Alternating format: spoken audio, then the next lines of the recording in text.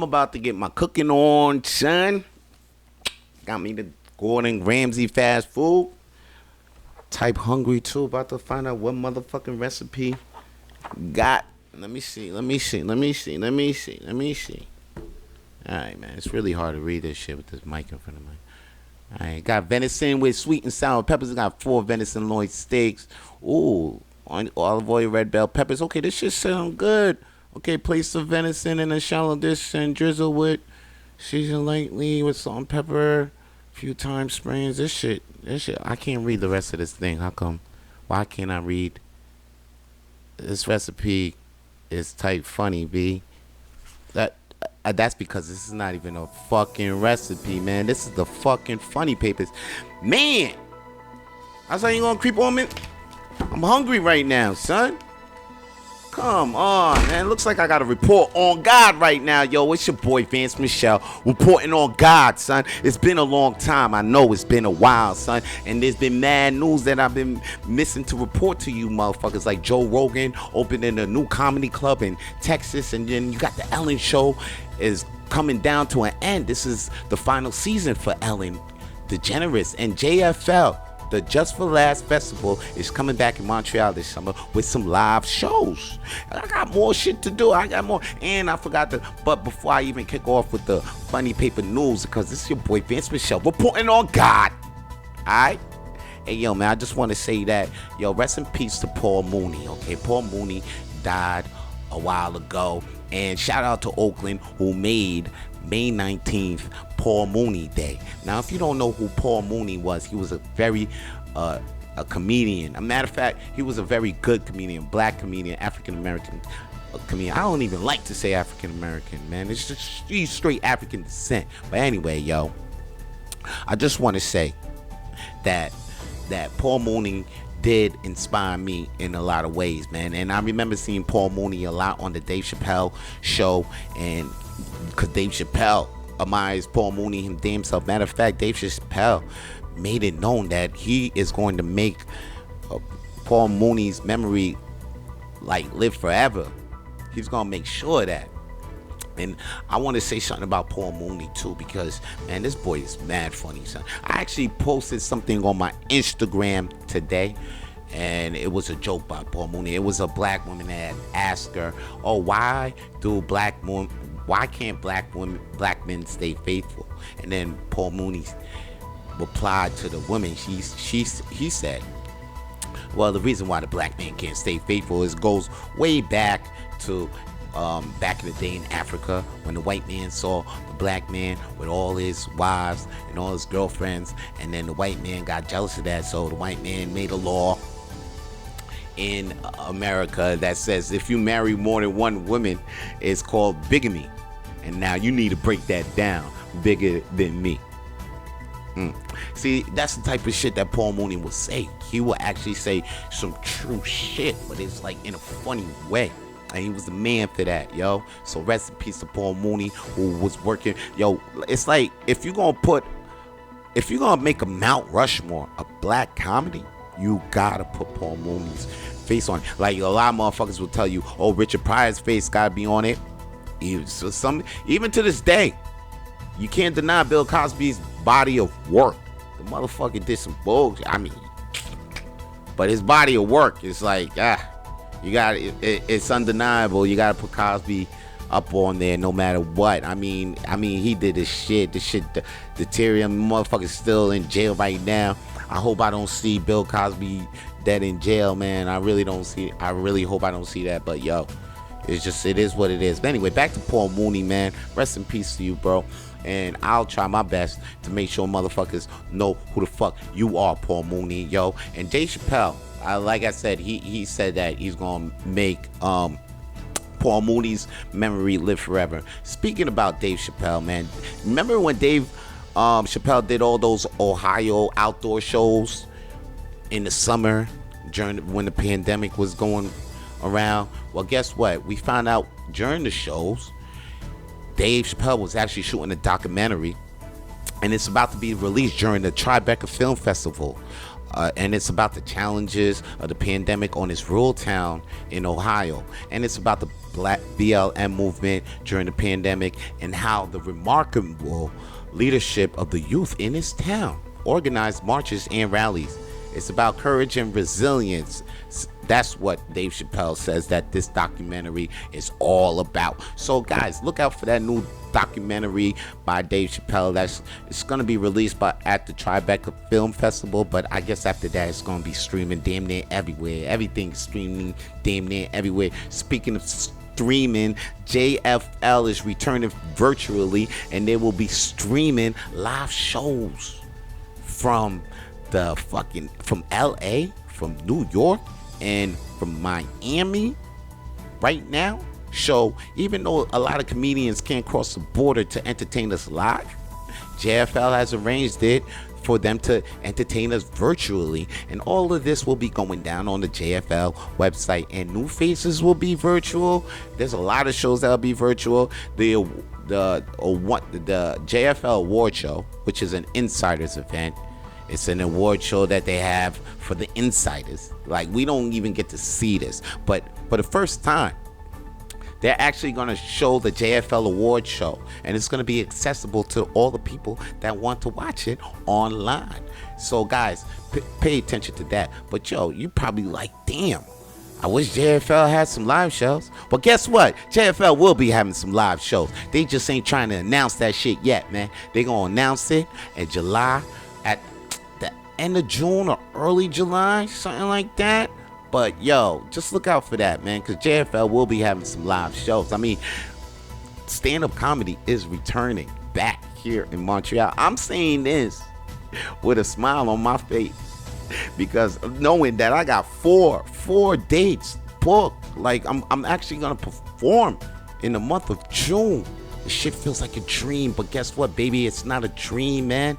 Bad Boy Zali is coming back. Comedy Nest is coming back in Montreal. I'm talking about comedy places in Montreal, because this is the funny papers. I mean, I like to give comedy news for all, but yo, this one's for the homies in Montreal. This for us. I put this shit out for y'all so y'all can get the news, B.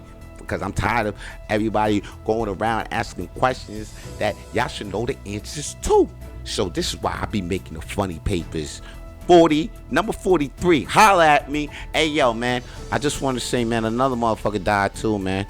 It was the captain of the Love Boat, Gavin McLeod. He died. So I just want to say a shout out to Gavin McLeod, and thanks for giving us, making us, like, entertaining us throughout the years on the show, The Love Boat. And plus, I heard you was Murray in the Mary Tyler Moore show. So shout out to Gavin McLeod, and may he rest in peace.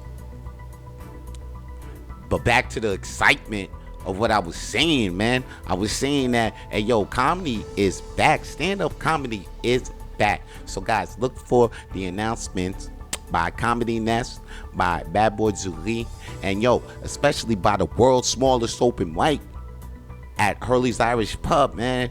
Why am I talking about the world's smallest open mic? Because that's my show. So look out for that soon, baby. And yo, man, I know that cancel culture has probably got you scared now that stand-up comedy is coming back. You're gonna perform, and now you're thinking like, oh shit, the shit that I was saying before, maybe I can't say that right now. Well, you know what? I don't know what your stance is on the cancel culture yet, or whatever you feel like it, but this is what Chris Rock had to say when he was recently on The Breakfast Club. Chris Rock said, hey man, I'm a paraphrase, I'm gonna say it the way Chris Rock had said it. Matter of fact, let me try my Chris Rock imitation. Okay. You know, it's weird when you're a comedian, because like when you're a comedian, and if the audience doesn't laugh, we get the message. You don't have to cancel us because we get the message. They're not laughing. Our feelings hurt. We do something that isn't funny and people aren't laughing. We get it. I don't understand why people feel they need to go beyond that. You know what I mean? Honestly, to me, it's disrespect. It's disrespect to the people, to the audience. Like, oh, you think you know more than the audience? The audience knows more than everybody, okay? Okay, let me stop with the Chris Rock imitation. That shit is not sounding well. But anyway, let me finish what he was saying. But hey, some things don't need to be said, and some people need to be looked at for.